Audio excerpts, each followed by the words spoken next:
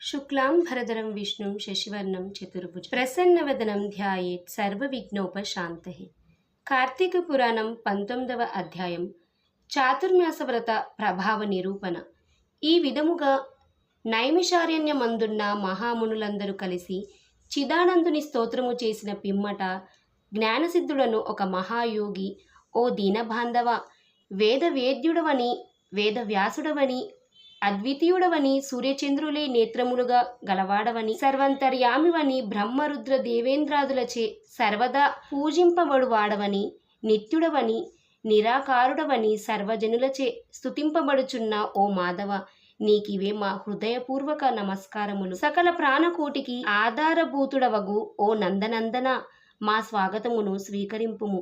నీ దర్శన భాగ్యము వలన మేము, మా ఆశ్రమములు, మా నివాస స్థలములు అన్నీ పవిత్రములైనవి. ఓ దయామయ, మేమీ సంసార బంధము నుండి బయటపడలేకుంటిమి, మమ్ము ఉద్ధరింపుము. మానవుడు ఎన్ని పురాణములు చదివినా, ఎన్ని శాస్త్రములు విన్నా నీ దివ్య దర్శనము బడజారడు.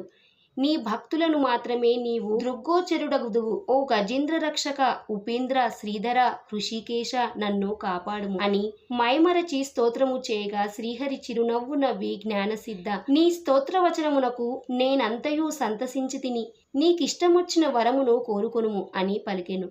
అంత జ్ఞానసిద్ధుడు, ప్రద్యుమ్న, నేనీ సంసార సాగరము నుండి విముక్తుడను కాలేక శ్లేష్మమున పడిన ఈగవలే కొట్టుకొనుచున్నాను కనుక నీ పాదపద్మములపై నా ధ్యానముండునటులా అనుగ్రహింపుము. మరేదియూ నాకు అక్కరలేదు అని వేడుకొనెను.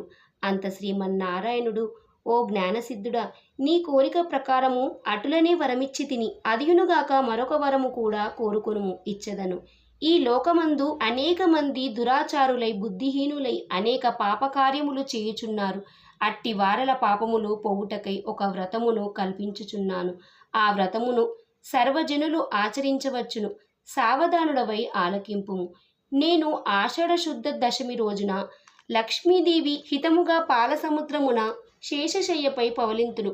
తిరిగి కార్తీక మాసమున శుద్ధ ద్వాదశి వరకు చాతుర్మాసమని పేరు. ఈ కాలములో చేయు వ్రతములు నాకు మిక్కిలి ప్రీతికరము.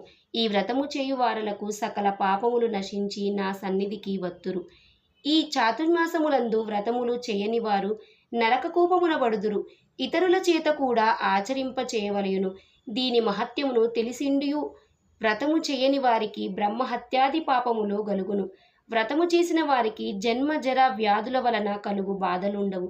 దీనికి నియమితముగా ఆషాఢ శుద్ధ దశమి మొదలు శాకములను, శ్రావణ శుద్ధ దశమి మొదలు పెరుగును, భాద్రపద శుద్ధ దశమి మొదలు పాలును, అశ్వయుజ శుద్ధ దశమి మొదలు పప్పు దినుసులను విసర్జించవలేను. నాయందు భక్తి గల వారిని పరీక్షించుటకే నేనిట్లు నిద్రావ్యాజమున శయనింతును. ఇప్పుడు నీ వసంగిన స్తోత్రమును త్రిసంధ్యలయందు భక్తి శ్రద్ధలతో పఠించిన వారు నా సన్నిధికి నిశ్చయముగా వత్తురు అని శ్రీమన్నారాయణుడు మనలకు బోధించి శ్రీ మహాలక్ష్మితో కూడి పాలసముద్రమునకేగి శేషపానుపు మీద పవలించెను. వశిష్ఠుడు జనక మహారాజుతో, రాజా, ఈ విధముగా విష్ణుమూర్తి జ్ఞానసిద్ధి మొదలగు మునులకు చాతుర్మాస వ్రత మహత్యమును ఉపదేశించెను. ఈ వృత్తాంతమును అంగీరసుడు ధనలోభునకు తెలియచేసెను. నేను నీకు వివరించినాను కాన ఈ వ్రతము ఆచరించుటకు స్త్రీ పురుష భేదము లేదు. అన్ని జాతుల వారును చేయవచ్చును. శ్రీమన్నారాయణుని ఉపదేశము ప్రకారం మునిపుంగవులందరూ ఈ చాతుర్మాస వ్రతం ఆచరించి ధన్యులై వైకుంఠమున కరిగిరి. 19వ అధ్యాయము 19వ రోజు పారాయణము సమాప్తం.